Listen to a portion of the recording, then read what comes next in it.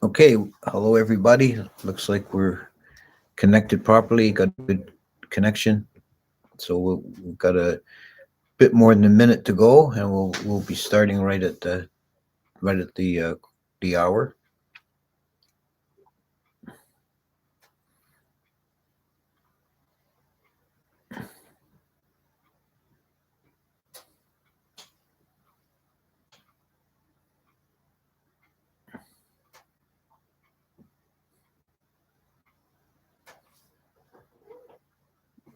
Okay, more people are popping in.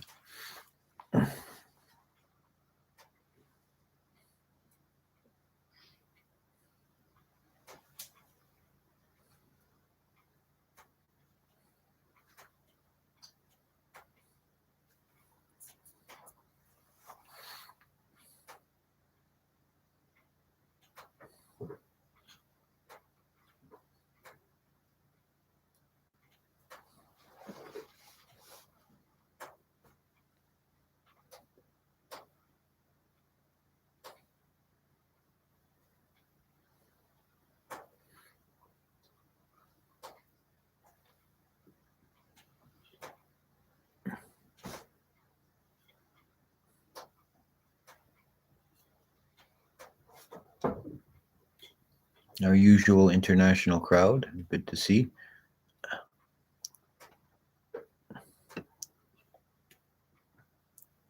Okay, it's 6 o'clock.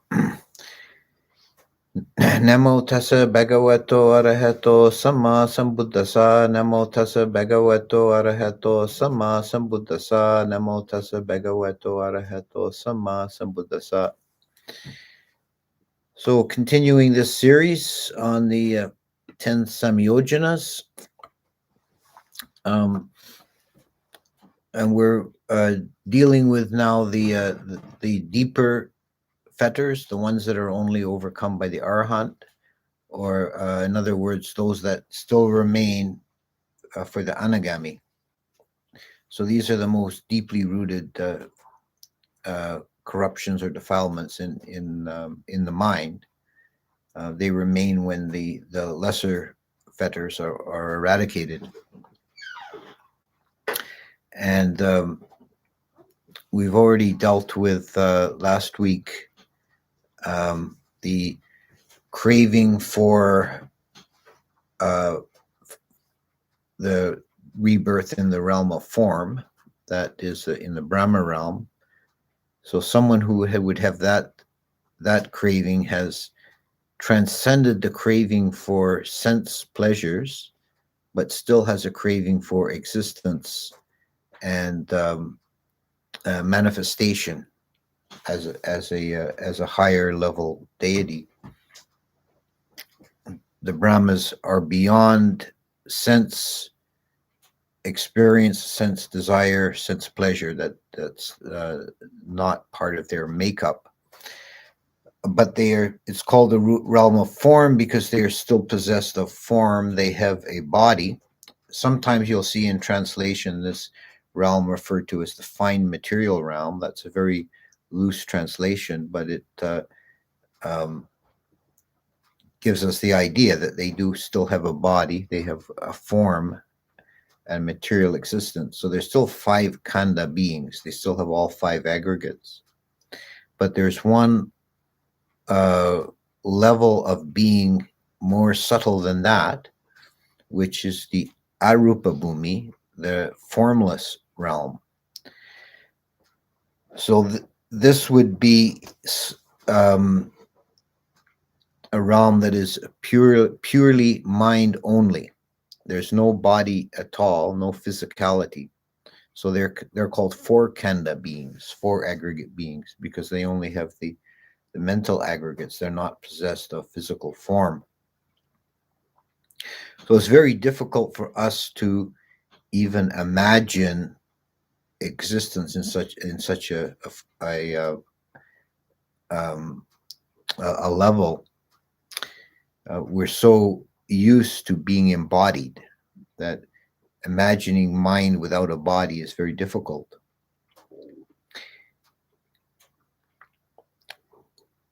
For example, we can't say in any meaningful way, we can't say where these beings are, because space and location are aspects of the physical level. So that these beings are not here, there, anywhere, or nowhere. It doesn't make sense to assign them a physical location. Mind is not directly related to space in that way. There are 4 levels within the Arupabumi. There's the first level is the realm of boundless space. Then there's the realm of boundless consciousness. Then the realm of nothingness. And the most refined and subtle of all is the realm of neither perception nor non-perception, which is the most subtle form of existence. We could say that it's samsara reduced to a bare minimum. Right? So in terms of our topic, the fetters, the desire for fine material existence would be someone who has not only transcended sense desire, but no longer has any desire to take form, but still wants existence.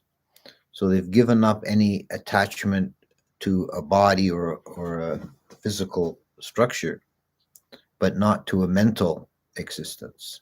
They still have an urge to manifest in some way.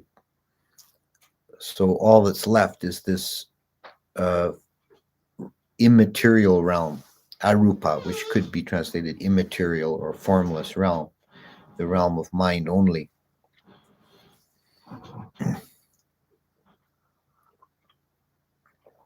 So we have with these two fetters, the desire, Rūparāga and Arūparāga, the desire for existence in the form realm or in the formless realm. We have 2 successive grades of refinement of having someone who has abandoned already attachment to sense desire, and then has abandoned desire for physical form, but has not abandoned the desire for existence. So these 2 together are variations of the fundamental defilement of bhava tanha, which is the desire to be, the desire to exist. And for someone who has not yet reached the stage of anagami, this could still take the form of desire for existence in the material plane, in the sense plane. But an anagami has transcended completely any desire for sense pleasure, and that really is broader than that. It's really desire for sense experience. They've transcended the attachment to the objects of sense, but they have not yet transcended the desire to be, to manifest in samsara. This is only accomplished at the stage of arahantship. So an anagami, upon their decease, when they die, they are never reborn into the realm of sense. They're reborn into the Sudhavasa, which is a pure abode. It translates as pure abode, which is part of the Arupabumi, part of the realm of form. So it's considered in the same broad level as the Brahma gods.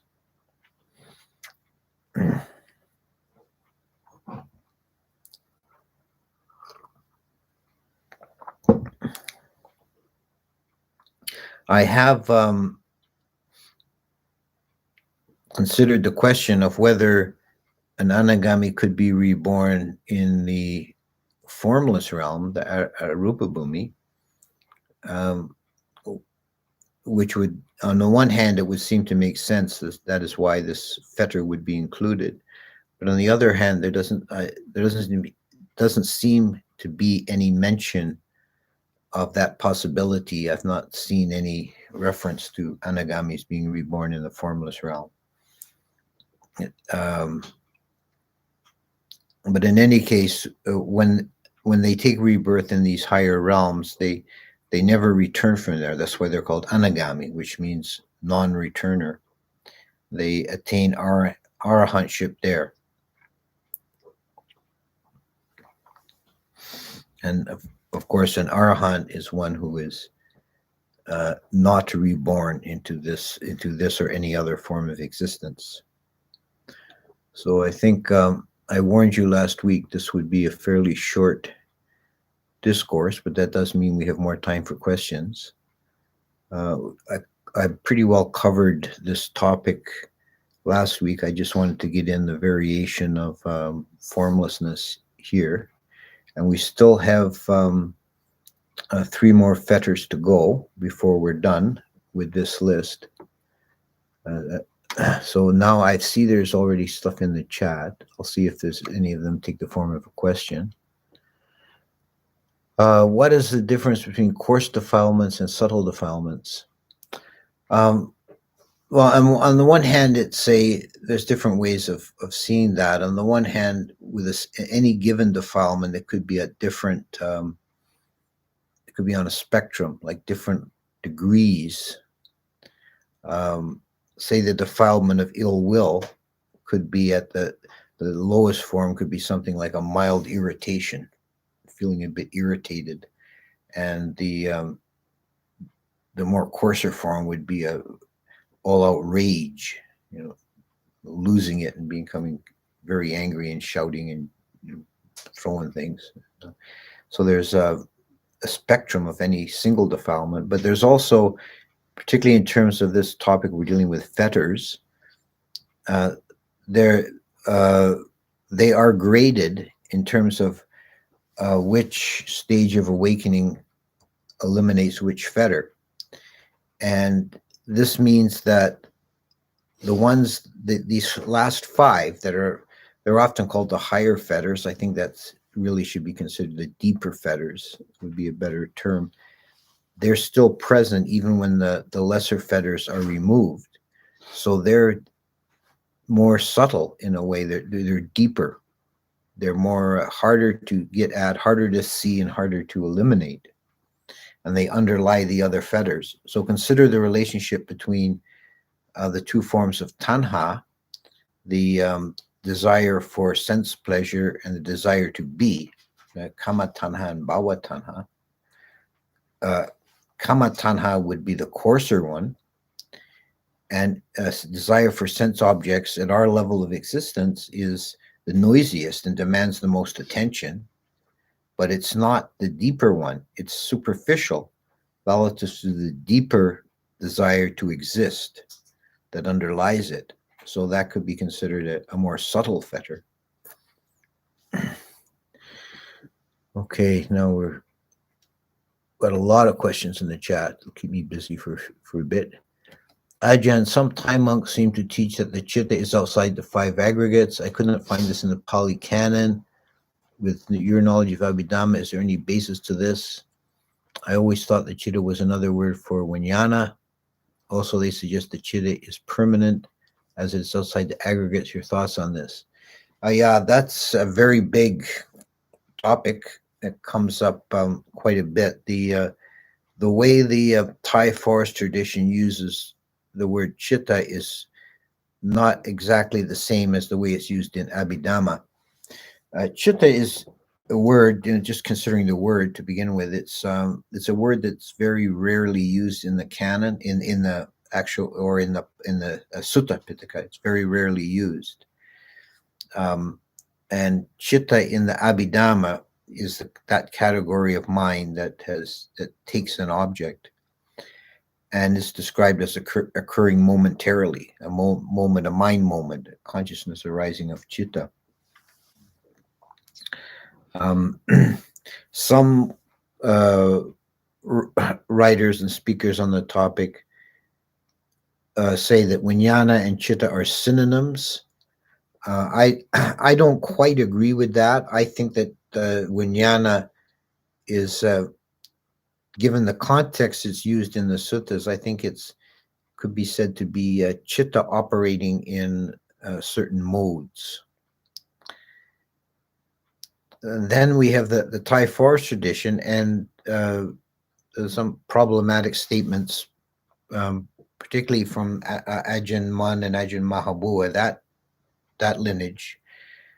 That Ajahn Mun, I think, explicitly refers to the chitta outside the five aggregates, which is completely contrary to the teaching in the Abhidhamma. I don't know if it can be, if these difference can be actually reconciled. It's a difference in interpretation, a difference of understanding. I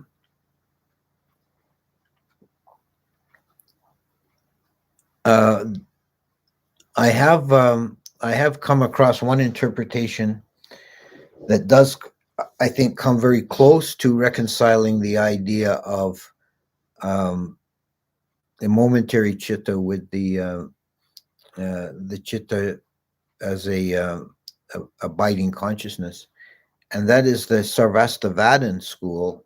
Their view of chitta is interesting to contemplate as a third way of looking at it.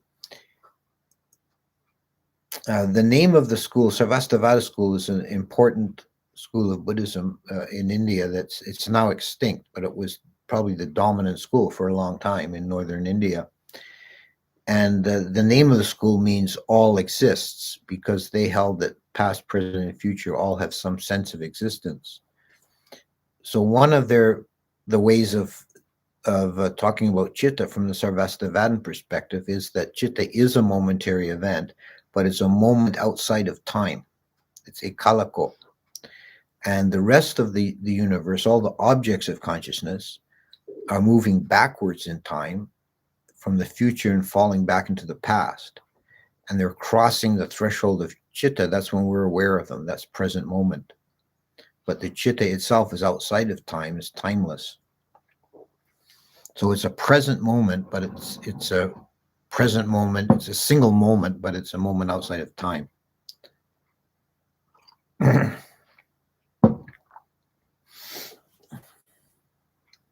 So this is just a few remarks. It's a very big topic. It's been discussed a lot.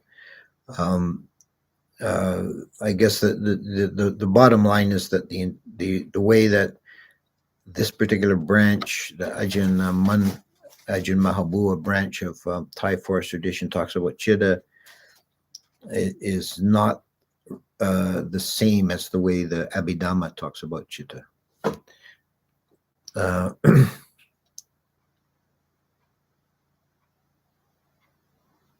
Let's see,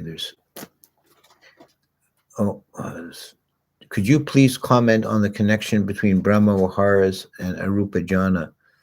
Is it true that one can enter the base of infinite space through metta, etc.? Yes, that's one way that there's a different ways the Buddha talked about this practice of entering into Arupajanas. And one of them is to practice the Brahma Vihara like metta and extend it out gradually to wider and wider circles. It's called a method of general pervasion. So I send metta to myself, then to everyone in the room, then to everyone in the township and in the province, the continent, the whole world, and then to the 10 directions of space. And when you're radiating metta to infinity of space, then you can hold that for a while, then remove your attention from metta. Stop doing metta, but maintain the awareness of infinite space. And then you have a foot in the door of the arupa states. So from boundless space, you have consciousness filling boundless space. You can remove your attention from space and just be aware of boundless consciousness without reference to space. So you've now removed the last tenuous link to the physical realm, which is space. Empty space is still, you could say, part of the physical structure, but it's the last tenuous, vacuous remnant, and that's gone. Now there's just infinite consciousness. Then you remove your attention from consciousness and be aware of the underlying nothingness. And then remove your attention even from nothingness as a concept, and that's the last and most subtle form, is neither perception nor non-perception. So it's a progress through elimination. You just remove your attention and observe what's left at each stage. Do Brahma gods have 4 heads? No, that's well, I can see where that question comes from, because there's a traditional representations of Mahabrahma, and in the Hindu tradition, as having 4 heads, facing in each direction. But in the Brahma gods, as described in Buddhism, are never described as having unusual forms like that. So who has Arūparāga? Is it a non-returner attached to formless jhanas? Yeah, that's probably, I would say, that makes sense. A non-returner attached to formless jhanas. So in the formless realm, beings are trapped in the 3rd chain of dependent origination, since they have no nama, rupa, nor 6 sense bases. Are they only trapped by consciousness, sankharas, and ignorance? Well, the formula of dependent origination that we're familiar with, that is specifically a reference to beings in the sense desire plane, particularly human beings. Now, this is the specific intention of that teaching. Paticca Samuppada is reference to human beings. So it doesn't really apply exactly to beings in the Arupa realm. The beings in Arupa realm, of course, they don't have any sense desire. It's also said that the only feeling they have is equanimity. They do have the other 4 aggregates, but because they don't have any senses, they can only body. There's a little. It's full of this. I'm glad you've got all these questions, but it's tricky, a little tricky to navigate. Okay. What is the mechanism of transference of merit? Can a mother transfer merit to living children? If so, how? No. Traditionally, transference of merit is a practice that's only effective done towards the dead, and specifically to those who are stuck in the Peta realm. We offer merit to them, and the way it's said to work is that you actually not directly transferring merit, but you perform a meritorious deed, an act of generosity or kindness, and you wish, may this merit go to my dead grandfather. And if he's in the Peta realm, then he will pick up on that and he will rejoice in your good deed, and his rejoicing is the only way he can create karma in the helplessness of the ghost realm. So you're giving him an opportunity to create his own karma. But you can't transfer karma, you can't transfer merit directly, particularly not to living beings. So you can't send merit effectively to your children or your parents or anyone else. Most of the hindrances, Mara's forces, appear as fetters as well. Sense desire, ill will, restlessness, worry, doubt, skepticism. Are we understand all the fetters as evil entity as well? No. I mean, there are some texts that referred to metaphorically like Mara's armies. And I know there's some tradition in some um, Mahayana, East Asian Mahayana Buddhism to refer to the different defilements as demons, but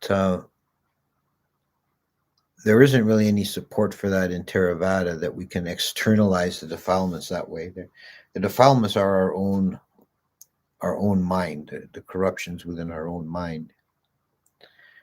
Even Mara as an entity is not something we need to really be concerned about until we're very far along in the path, because it said, Mara doesn't bother with small fry. He's interested in stopping arahants, people becoming arahants or Buddhas. So he's only bothering you at the last stages. Mahabhuas seem to equate the chitta with the nimitta. I'm not sure about that. I haven't read Mahabhuva that way. I don't see him quite saying that, but I haven't read his entire works, so possibly. Do beings who go to the formless realm ever fall back into the sense realm? Yes. I know they exist for many kappas, so I think it's a gradual downfall. Yes, it's not an eternal existence, and if they're not, and they can't attain any stage of awakening while they're there. If someone dies, say, as a stream winner and goes to the formless realm, then they're a stream winner in the formless realm, but they can't attain that there, and they're not eternal. Their existence is, as you say, many hundreds of kappas long. They live for immensely long periods of time, but then they eventually fall from that realm and are reborn elsewhere, and they can be reborn in the human realm or any place.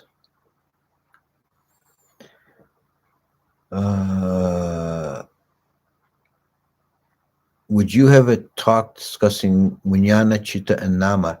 Thank you. Yeah, that's a very excellent suggestion. I'll keep that in mind. That would be a good talk. Are Vipassana and jhana meditations fundamentally different? If yes, then going back to last week when we talked about being in the middle of the Buddhasasana, and some of the knowledge is, I don't know, I've lost the end of that. Lost with time. How does one decide which is the right teaching between the two? Yeah, Vipassana and jhana, the relationship between the two, and meditation, that's another big topic.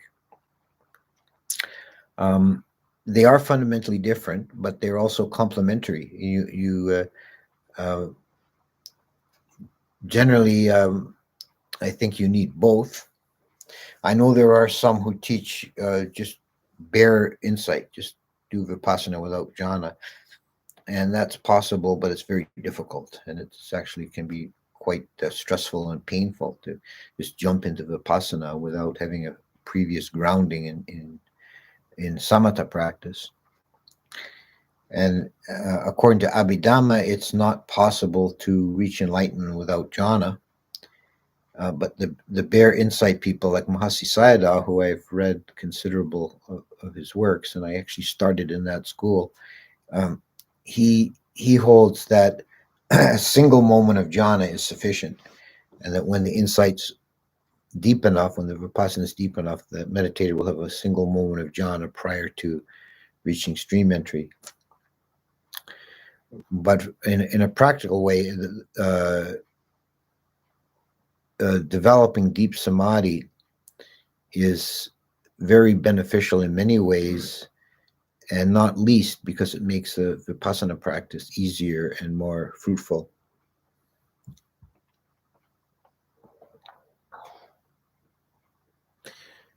Being lost with time, how does one decide which is the right teaching between the two? That's part of that previous question. Okay. Third precept is to refrain from sexual misconduct or sensual misconduct, as an overindulging in any sense pleasure. It's unclear when reading it in Pali. The intention is sexual misconduct, because then the the texts which explain it in detail are referring only to illicit sexual relations, which are basically relations with someone who's already, like breaking a relationship, someone who's already married or betrothed, or someone who's under the protection of their parents, meaning like an underage person, or someone who has taken vows of celibacy.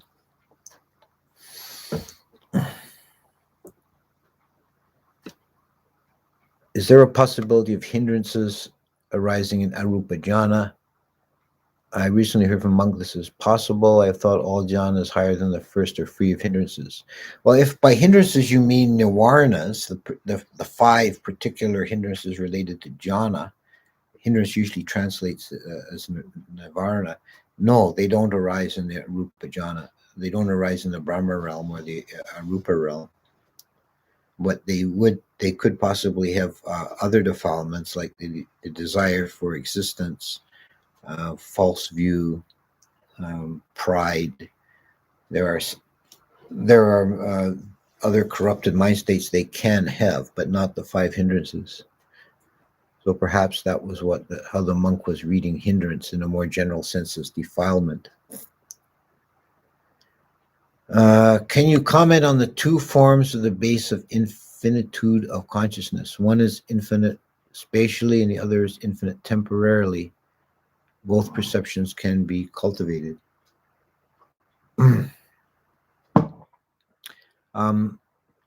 Honestly, I'm not sure what you're referring to. I don't know a reference to that.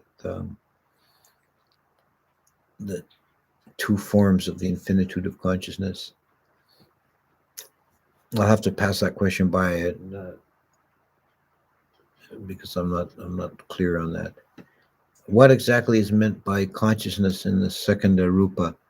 Vijnana Chiduvabhanga or something else? It is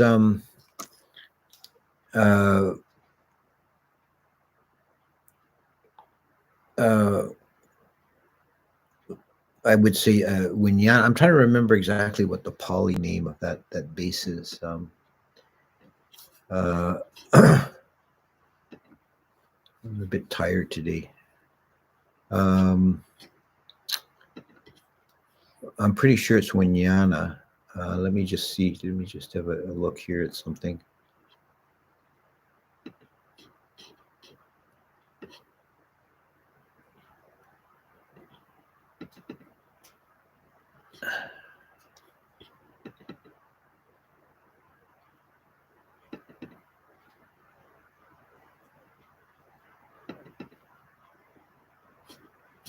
Okay.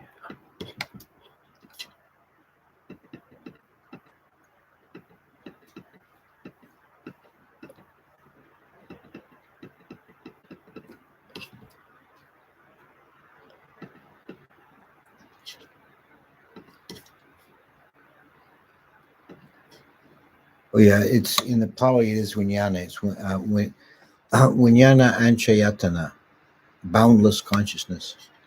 So the Pali word used is Vijnana. I thought so. I just wanted to confirm that.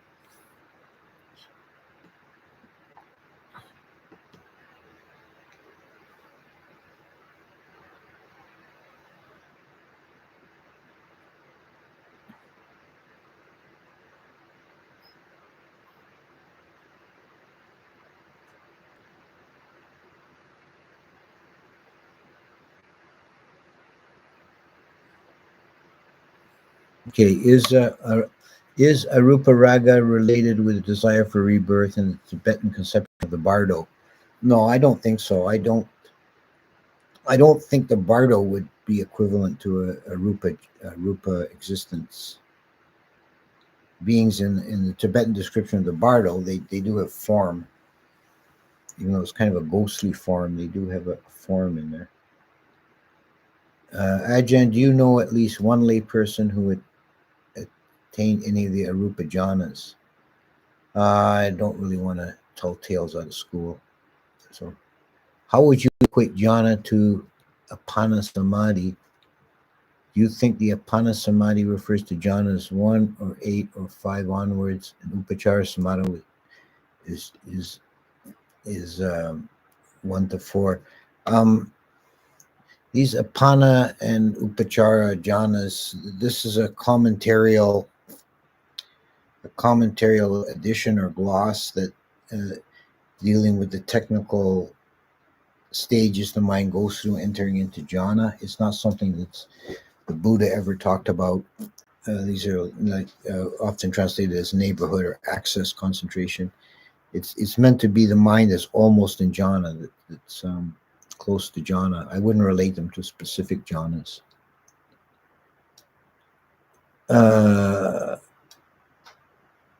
We've been traditionally closing each of our meditations with sharing of merit. We name people we know are suffering.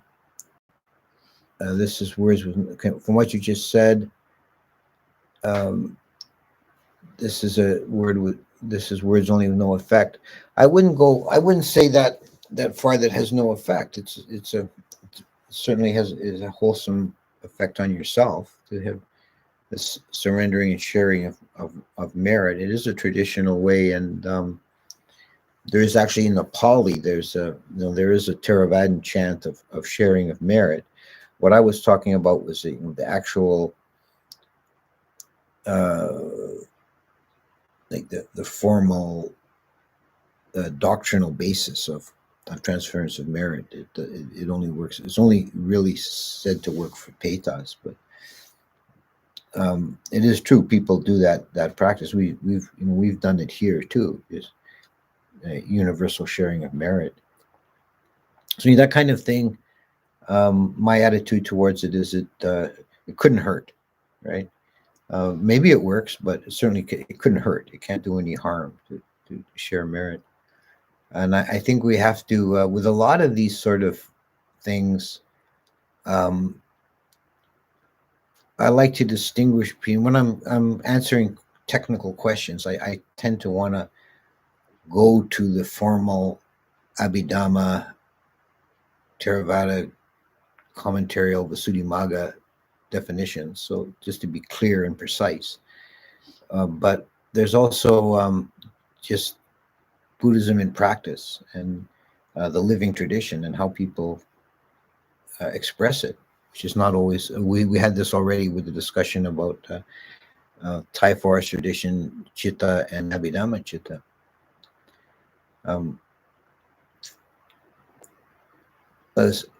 Sometimes I like to clarify that by calling the Visuddhimagga Abhidhamma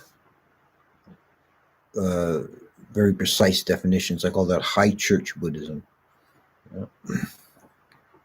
or high church Theravada, which is often very different from Theravada as lived in the village and in the street. Okay, is the Sotapanna's glimpse more like a realization of Dhamma's effects when one puts into practice effectively rather than actually seeing something, a form that many seem to look for? No, even calling it a glimpse is kind of misleading. Anything you say about Nibbana is going to be wrong. It's going to be misleading because it can't be expressed in words. But it is a first realization of Nibbana, of the unconditioned. However you want to call it, an entrance into, a penetration, a realization, a glimpse. It is the first experience of Nibbana. And it's an experience in its own right, irregardless of whatever other effects it may have on your life or your practice or your understanding. Would you mind speaking on suicide? What is the destination for people who commit suicide? Thank you, Bhante. Usually not good, because if someone commits suicide, they are going out with their last mind moments or thoughts of self-loathing and self-destruction, right? So, and where you hold your mind at the end is very critical for where you're reborn.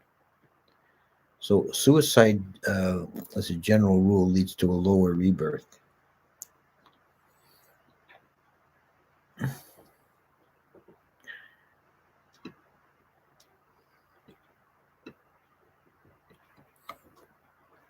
The two forms of infinitude. Oh, good. He's clarifying that. One is calm with a sense of pervasive consciousness, and the other is stressful, confronted by endless barrage of consciousness arising and passing away. Okay. Is it possible you could give me a reference for that? Because this is something new to me. How can craving for formless existence be universal, Fetter, even among people who have never heard about Buddhist cosmology and meditation? Well, it's an underlying Fetter because it's a it doesn't require any knowledge or understanding about the formless realm, but it is root. It's attachment to mental existence.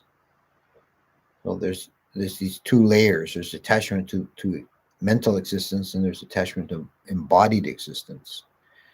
So, and normally they're not separated. We feel that, we feel ourselves as conscious embodied entities, and if we have a desire for existence, that's the way it expresses itself.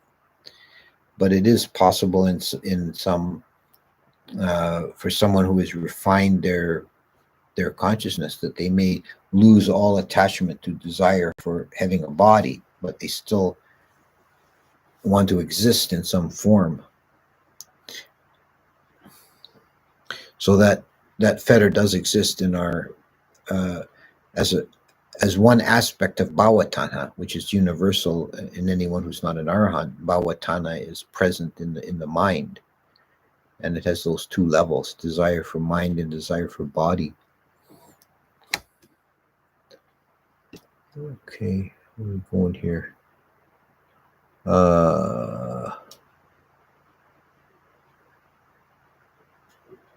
How can one distinguish formless jhanas from emptiness?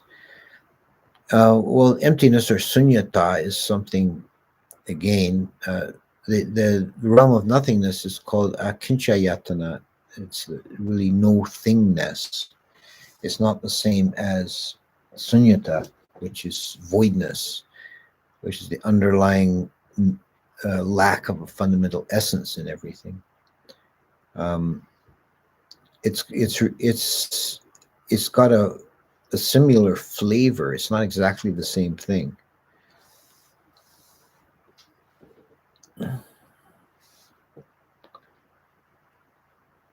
But glimpsing into, even just having some understanding of the formless realms does give you another way of approaching the idea of sunyata. It's not entirely different. It's not entirely the same. It's not entirely different. In your understanding of the five senses functioning in first jhana and other jhanas, I would say in first jhana they're remote. They're not really impinging on the consciousness very much, and in the other higher jhanas they're completely separated from them. There is a saying that noise is a thorn to jhana, meaning first jhana, in that we're separated from an interest and engagement in this with the senses, but it's possible some strong sense impression can break the jhana, can disturb your mind. So a loud noise, sudden noise might disturb someone in first jhana, but in the subsequent jhanas they would be further removed from that, and it wouldn't disturb them.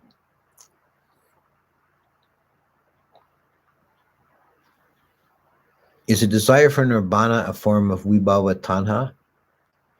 No, it is not. Not if nibbana is properly understood. I mean, it could be someone has a total misapprehension of what nibbana means, and they see it as annihilation, and then it becomes a form of vibhava tanha,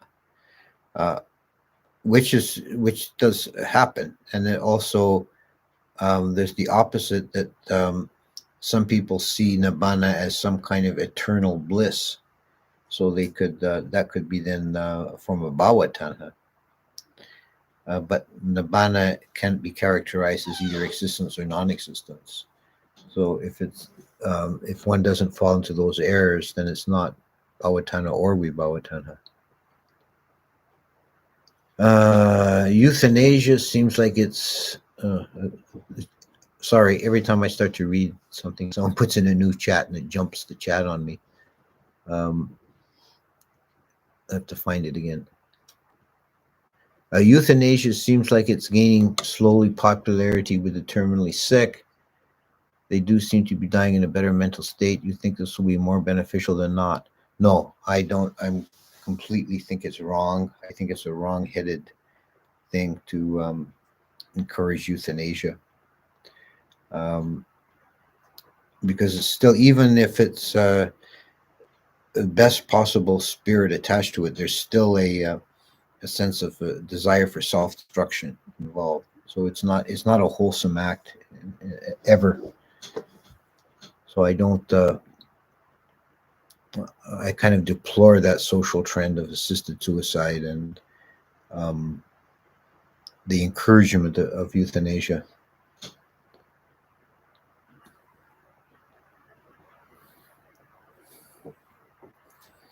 And I'm afraid in practice it'll degenerate into getting rid of Granny to save the healthcare system. It's money.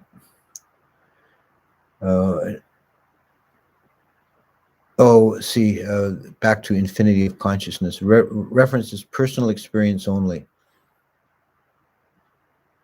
Okay, yeah, so then there's really not anything I can say about it. If it's you have to just judge by your own personal experience. And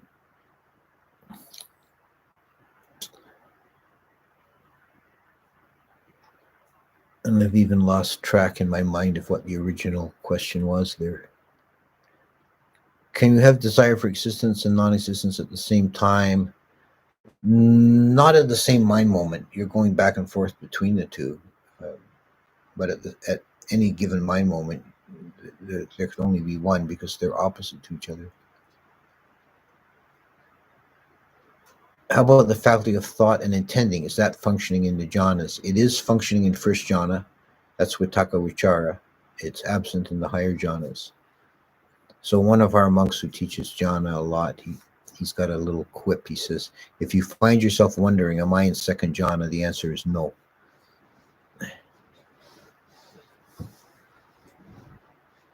Okay. I'm going to wind this up pretty soon.